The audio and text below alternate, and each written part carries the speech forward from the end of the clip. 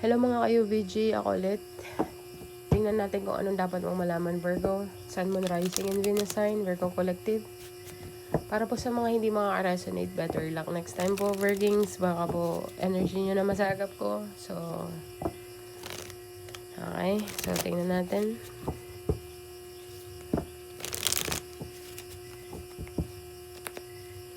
Anong dapat malaman ni Virgo? Sun, Moon, Rising, and Venus sign, Virgo Collective. 7 of Cups, Virgo. The Hangman, Virgo. Anong dapat mong malaman? 8 of Cups in the reverse, Virgo. 7 of Cups to the 8 of Cups to the Hangman, Virgo. The Magician card at the bottom of the deck. Anong dapat mong malaman, Virgo? Virgo, confused ka ba? Okay. Tingnan natin, or nag-explore ka ba ng option dito?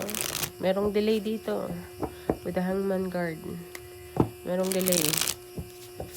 With the 8 of Cups, walking away, pero ayaw niya. Okay. We'll see. Clarify the 7 of Pentacles for my Virgo. Kung anong dapat malaman ni Virgo. King of Cups. 10 of Wands. Virgo. The High Priestess.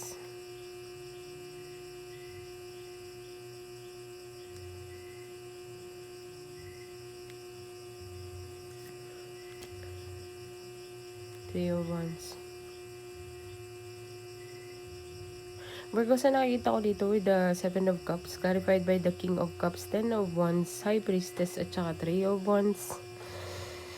Okay.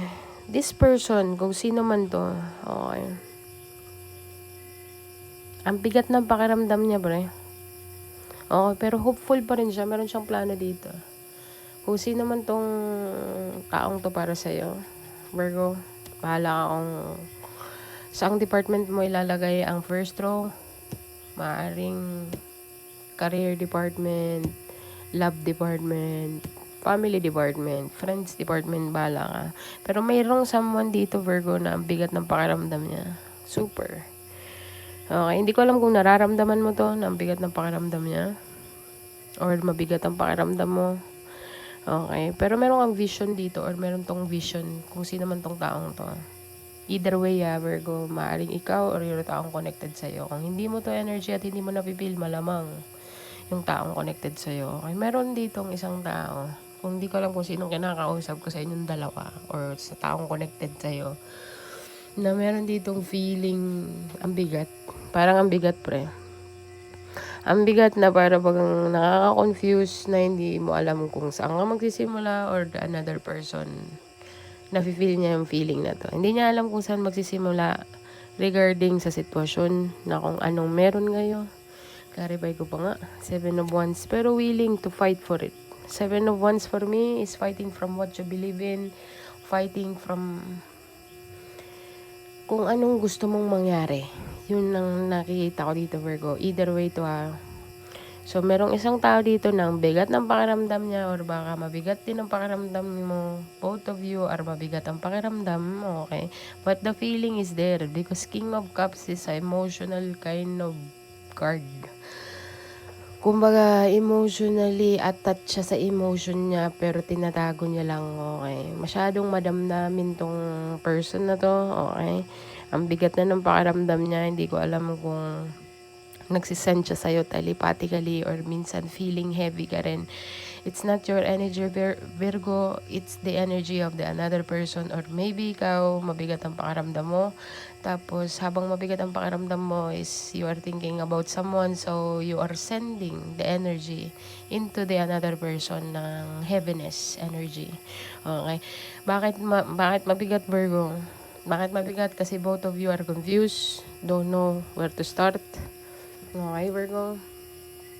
So, yun ang nakikita ko dito.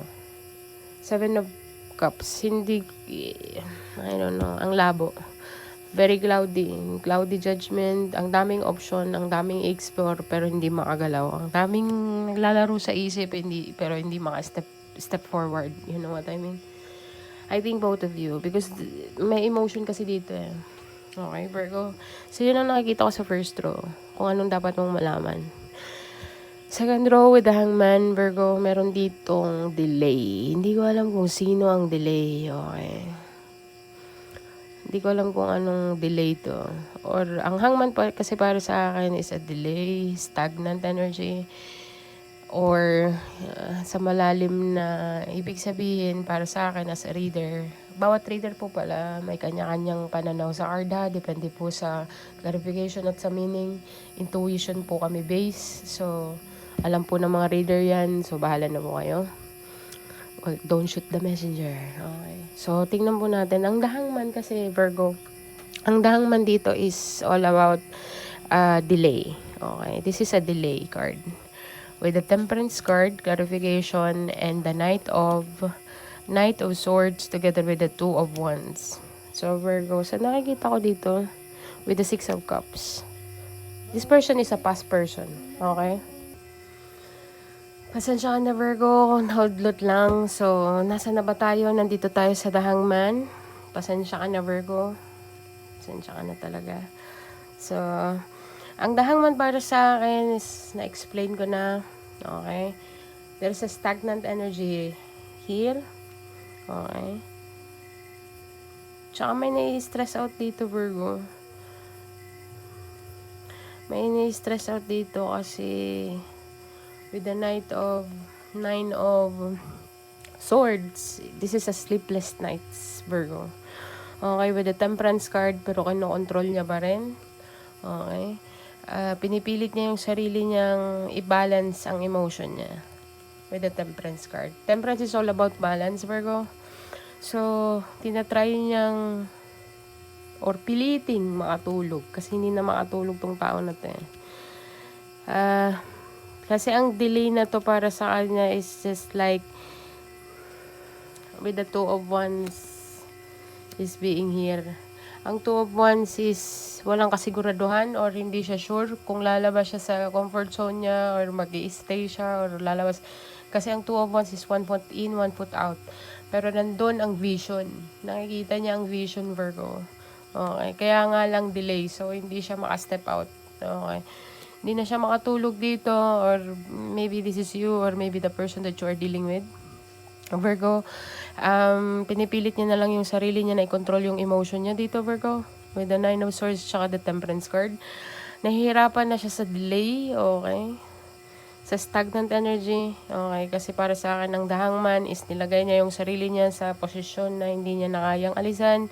Okay, Virgo, pero meron siyang halo dito. Kung makikita mo ang The Hangman, is meron siyang halo, so meron siyang idea dito at meron siyang kaya lang stagnant lang. Okay, stuck pa at the moment. At saka hindi ko alam kung bakit hindi pa siya makagalaw or baka ikaw or kasi merong ano dito, Virgo eh.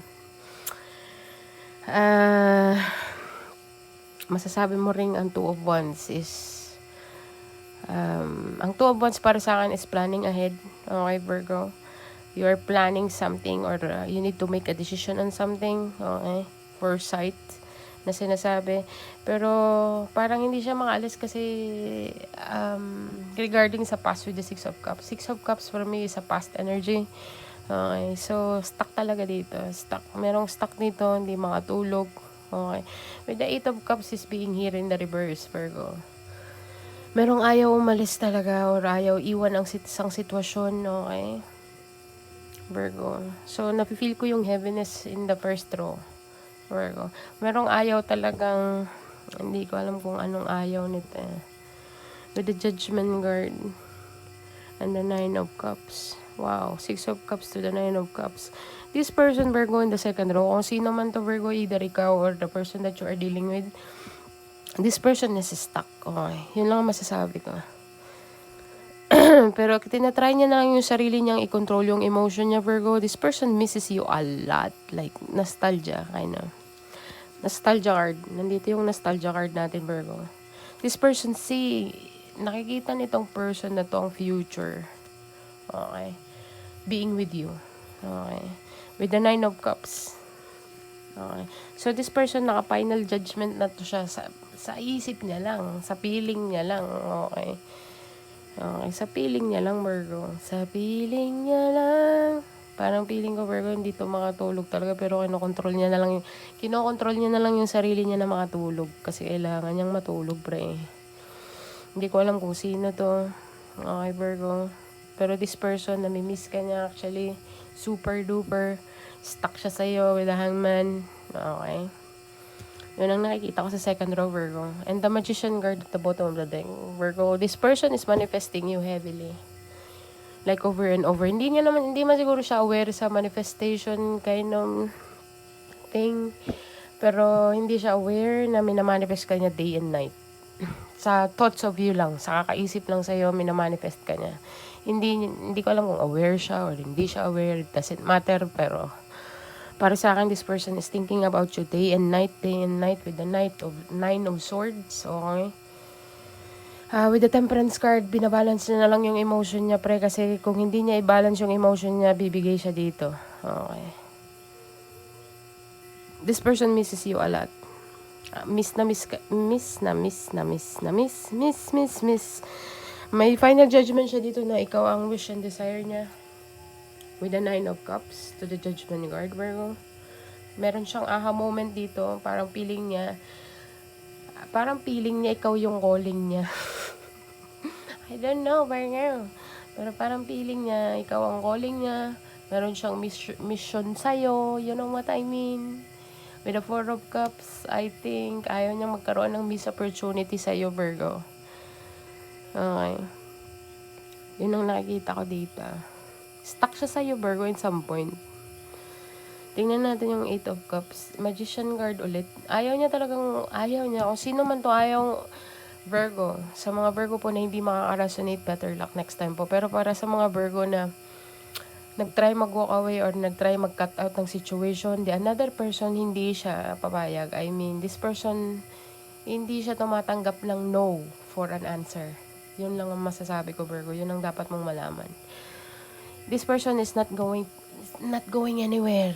Wala siyang ibang, stuck to sa yung person na to, Virgo.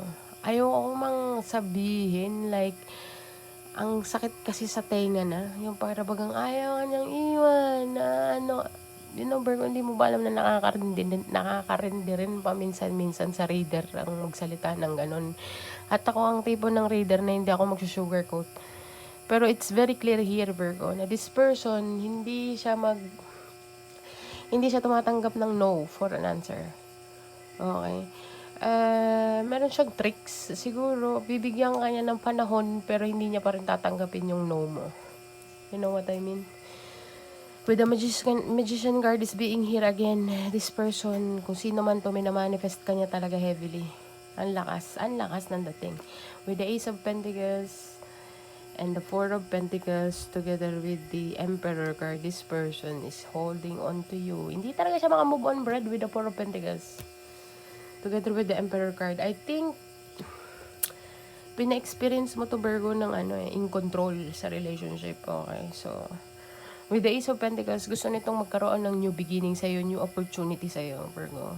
Pero it depends on you. It's up to you, Virgo. With the Knight of Cups, kung meron mga separation na naganap dito, Virgo, na nag-take place, trigger tong taong to, kung sino man to siya, para sa'yo. With the Knight of Cups, titirahin ka nito emotionally, together with the Moon card. Yun ang strategy na dito, Virgo. Titirahin ka niya emotionally, alam niyang kiliti mo. Maybe. Pero sa nakikita ko, alam niyang kiliti mo dito, Virgo. So, this person is manifesting you back with the Lover's card. I think ikaw ang kailangan gumawa ng desisyon dito, Virgo. Kasi kung sino man tong person na to, nakapag-desisyon na siya with the Judgment card, Temperance card, 9 of Cups. Ito ang mga final destination. With the High Priestess is being here, Virgo. I think nafe-feel mo to. Meron kayong telepathic communication na nangyayari dito, Virgo. Pares kayo heavily burdened. Hindi ko naman sinabing, maybe. Pwede ko na rin sabihin heavily burdened kasi nag-i-exchange kayo ng energy. Hindi ko alam kung bigat ang pakaramdam mo, parang feeling tamad ka or parang feeling this another person is sending you the energy of like same thing. Okay. Tsaka na nasa nostalgia mode tong person na to kung sino man to sa second row. Okay, Virgo. And the Lover's card, kailangan may gumawa ng desisyon dito. Hindi ko alam kung ikaw or the another person, but merong titirahin ka dito emotionally. Alam nitong person na to ang kiliti mo, Virgo, in some point, this person, hindi siya maka-move on sa'yo. With the Emperor card is like being in control, Virgo. Pero, at the back of the Emperor's mind, hindi siya maka-move on, actually. Still holding on to you.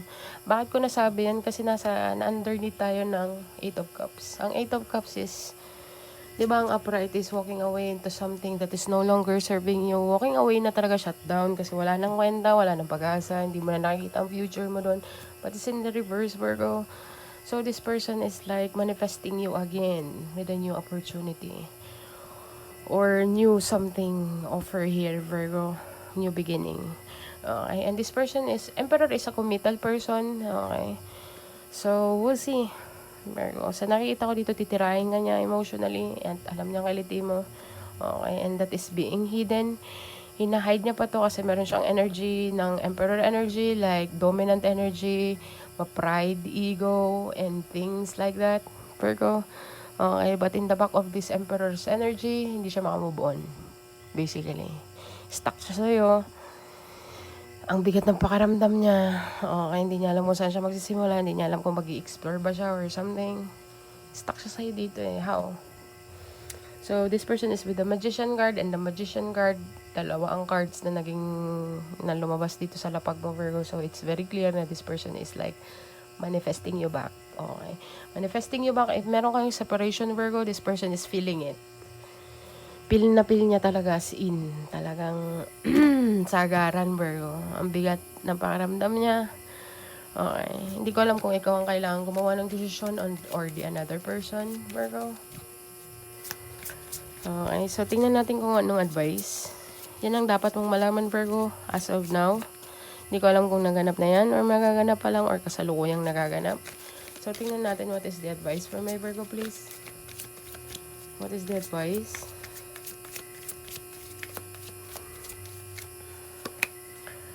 Conclusion is within reach, Virgo. Communication is the key, definitely. A new start is coming. I think, ang communication is the key na nandito sa advice. I think communication is the big factor here, Virgo. Okay. But the conclusion is being rich. Okay, within reach pala. So, makakamit mo na yung conclusion na hinahanap mo. I think, nag-jump into conclusion ka na mag-isa. But I think, ma-reach mo siya. Communication is the key. Ang pinaka-big factor dito is communication. After the communication is the key, you have a new start coming. Okay. Doon magte-take place kung ano man ang gustong mangyari, ano man ang gusto mong mangyari into the situation or the another person.